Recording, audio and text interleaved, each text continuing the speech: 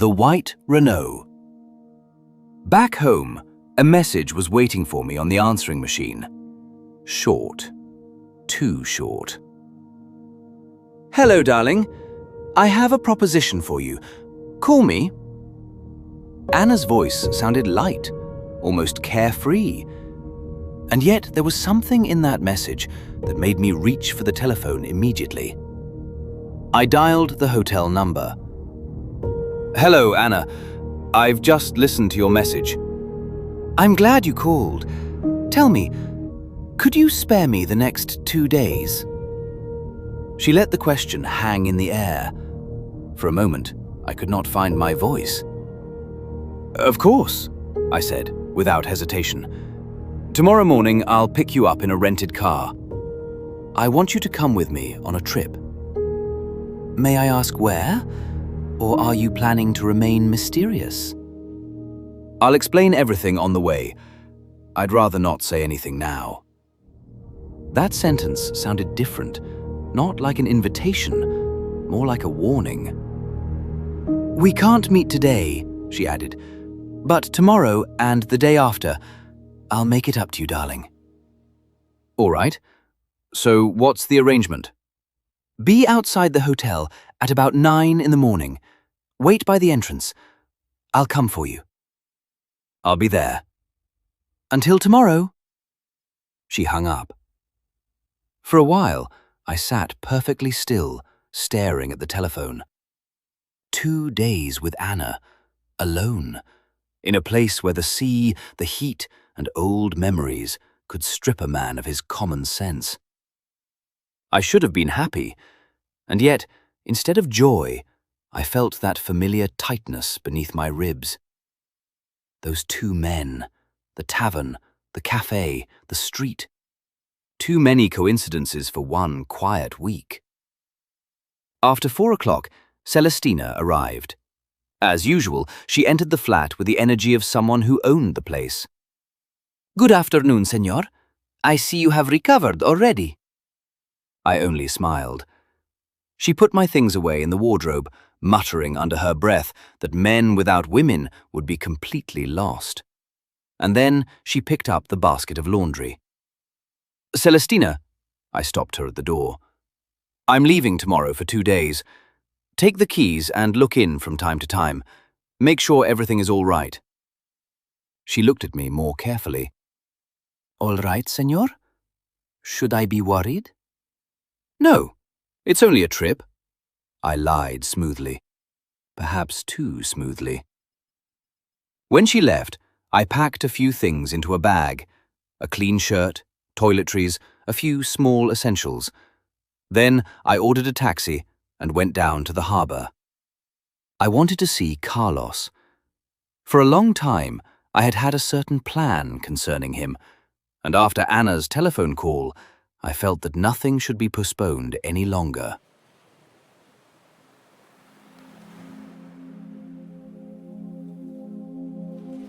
Carlos's fishing boat was exactly where it always was. The paint was peeling from her hull. The wheelhouse looked as though it had survived several wars, 3 hurricanes, and 1 spectacularly bad financial decision. 2 of Carlos's crew were working on deck. One was short and broad-shouldered, deeply tanned, with the face of a man who had ended more than one fight with a smile. The other was tall, thin, pale, and as silent as a shadow. Carlos isn't here, the first man said. He went to collect some spare parts. He'll be back any minute. I didn't have to wait long. Jan! I turned around. Carlos was coming up the gangway, carrying several parcels under his arms. What brings you here, my friend? He laughed. Fancy a trip out to sea? Before I could answer, he barked at his men. Come on, lads, get moving. The rest of the gear is still in the van. The crew disappeared off the deck so quickly that I barely had time to greet them. Carlos looked at me beneath his thick beard. Right then. Tell me what's going on. I want to talk business. He raised an eyebrow. Then let's go below. We climbed down into the mess. To my surprise, despite the boat's weathered appearance, everything inside was neat and tidy. A sturdy table was bolted to the floor. An old lamp hung above it. The air smelled of timber, salt, tobacco, and rum. Carlos placed a bottle on the table. "Sit down and talk." I took a sip of rum. "I'd like to invest in your boat." For a moment, he stared at me as though I'd just told him I'd bought the moon. "My friend, if you're serious, you're talking about a very expensive project." "I know." "How expensive?" $200,000. Silence filled the cabin. Even if a hurricane had struck the boat at that very moment, I doubt Carlos would have moved. Slowly, he took out his pipe, packed it, and lit it. "Holy hell," he muttered. "For that kind of money, you could buy yourself one magnificent yacht." "But I don't want a yacht." I looked him straight in the eye. "I want this boat, these men, and you as her captain." Carlos stopped smoking. "Go on." "We'll turn her into a tourist vessel. Island cruises, overnight trips, a touch of Caribbean legend, perhaps even staged pirate attacks for the visitors. I'll arrange the travel agencies. You'll take care of the sea. And what if the season's a disaster? Then we go back to fishing." Carlos burst out laughing. A moment later, his expression turned serious again. "Jan, do you have any idea what you're getting yourself into? If I couldn't afford it, I wouldn't have wasted your time." The old fishing boat rolled gently with the swell, almost as though she wanted to join the conversation herself. Carlos studied me for a long moment. Then he slammed his fist onto the table. "Shake on it. We've got ourselves a partnership." I held out my hand. He gripped it so firmly that, for a moment, I thought my fingers might not survive. "We'll draw up the official agreement when you get back," he said. "But first, we're going to celebrate." We went up onto the deck. Carlos handed $20 to his crew. "That's it, lads. Work's over for today. We're celebrating, and don't get yourselves drunk, or I'll kick your backsides." "Aye, Captain!" The two sailors almost jumped with excitement. As I stood on the old deck, I felt something strange. Perhaps, for the first time in years, I was finally building something again. We left the harbor and took a taxi to the Bull Tavern. Carlos joked that his wife would kill him for another late night out. But my thoughts were already elsewhere. "Any news about that murder?" I asked. Carlos's expression turned serious. "It's a strange story. Apparently, the murdered man found a speedboat drifting at sea. Brand new, fast, worth about $1 million. So it was worth killing for." "That's the thing. After the murder, both his fishing boat and that speedboat were ripped apart. Someone was looking for something." He fell silent for a moment. "Something worth more than both boats put together." I said nothing. We were both thinking exactly the same thing. The taxi pulled up outside the Bull Tavern. Inside, the place was packed. The tavern was full of people, of laughter, of conversations, and the smell of grilled meat. I was about to get out when the driver turned his head slightly. "Gentlemen, I don't mean to interfere, but a white Renault has been following us ever since we left the harbor." "Don't look around. They're parked a little further down." Carlos froze. I already knew. "Come on," I said quietly. I'll tell you inside. We took a table in the far corner of the room. Carlos leaned across the table. What's going on? Are they after you? For the past few days, some blokes have been following me. I don't know who they are, and I don't know what they want. Carlos clenched his jaw. For the past few days? Yes. And you're only telling me now? I wasn't sure myself. Carlos slammed his fist onto the table so hard that the ashtray jumped. Over my dead body! Several people turned to look at us. A moment later, Inez appeared beside the table. Carlos, what are you up to now?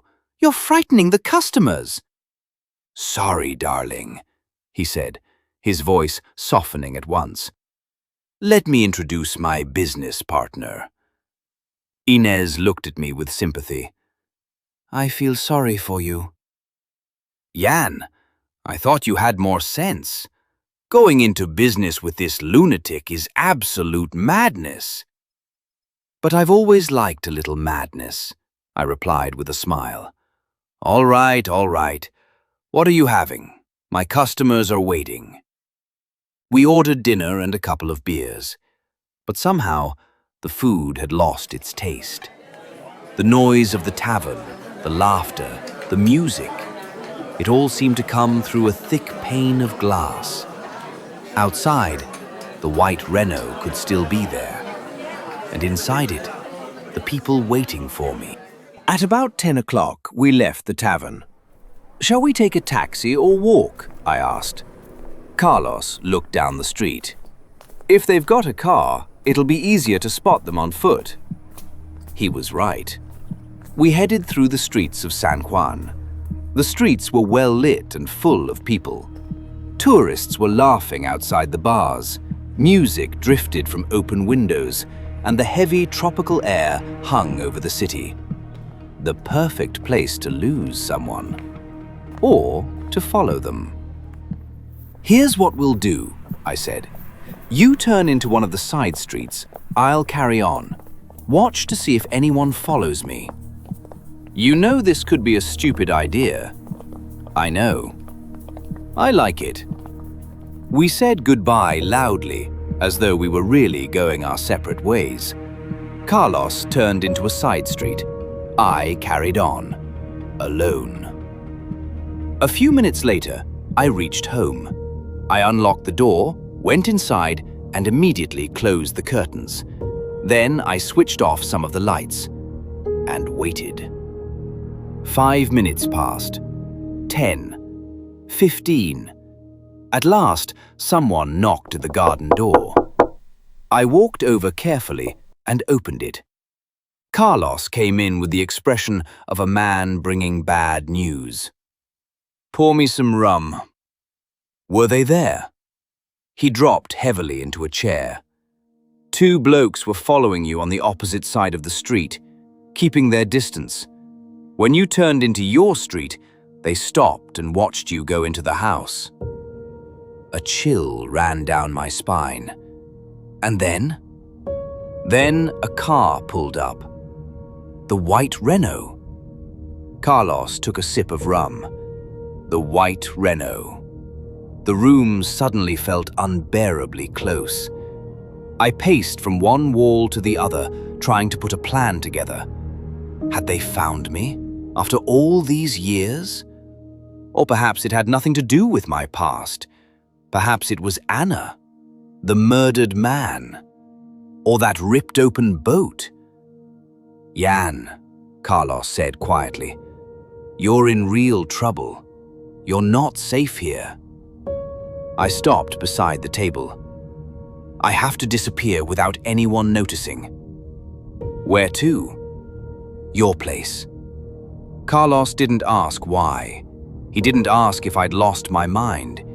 He simply nodded. Get your things. I switched on the bedside lamp so the house would look occupied. I checked the doors, switched off the living room light, and we left through the garden. We crossed the garden into the neighboring property. then made our way to the next street. There, we hailed a taxi. Carlos smiled beneath his mustache. One problem dealt with. The other one's waiting for us. What problem? My wife. We drove through the streets of San Juan in silence. Outside the window, the lights of bars drifted past, the shadows of palm trees, and people who had no idea that somewhere nearby, a man was disappearing from his own home. Maria greeted us at Carlos's house. It was after midnight. She stood in the doorway in her dressing gown, looking at us as though we had just brought every misfortune in the world to her doorstep. At this hour? Without any warning? You've been in the pub again, you drunk! Carlos raised his hands. Easy, darling. We've got a guest. I can see we've got a guest. And I can also see who's causing me trouble in this house. I couldn't blame her. If I'd been in her place, I'd probably have thrown both of us straight back outside. Carlos tried to explain that the situation was exceptional, but I was in trouble, and that, from today, I was his business partner. Maria froze. Business partner? Carlos told her everything, about our conversation, about the fishing boat, about the plan, about the money I wanted to invest in rebuilding her. With every sentence, her expression changed. The anger faded, disbelief remained, and then something that looked almost like hope. A few minutes later, we were sitting at the table. Maria brought us some tea. My name is Janusz, I said, but call me Jan. It's easier. Jan, she repeated carefully. Carlos looked at me and winked. See? We're almost family now. I smiled, although I didn't really feel like smiling.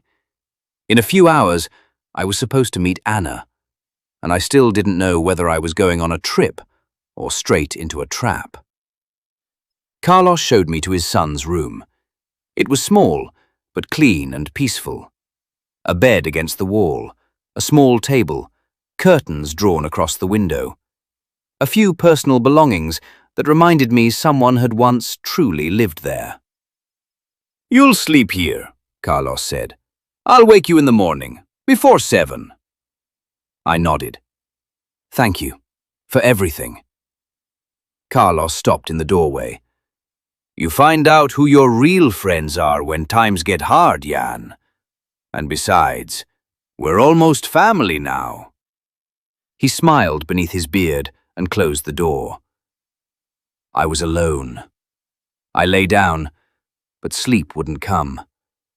In the silence, I could hear my own breathing. Outside, the sea whispered in the darkness. Somewhere far away, a dog barked, and the same images kept passing through my mind. The white Renault, the 2 men across the street, the ripped open boat, the dead man, and Anna, who was taking me into the heart of the island in the morning, without telling me where. I tried to convince myself that I was safe, that it was only one night, that everything would become clearer in the morning. But the longer I lay there in the darkness, the more I felt something tightening around me, like an invisible noose. I closed my eyes. The last thing I saw before sleep finally claimed me was Anna's face, and one question I couldn't push out of my mind. Could I really trust her? End of episode 5.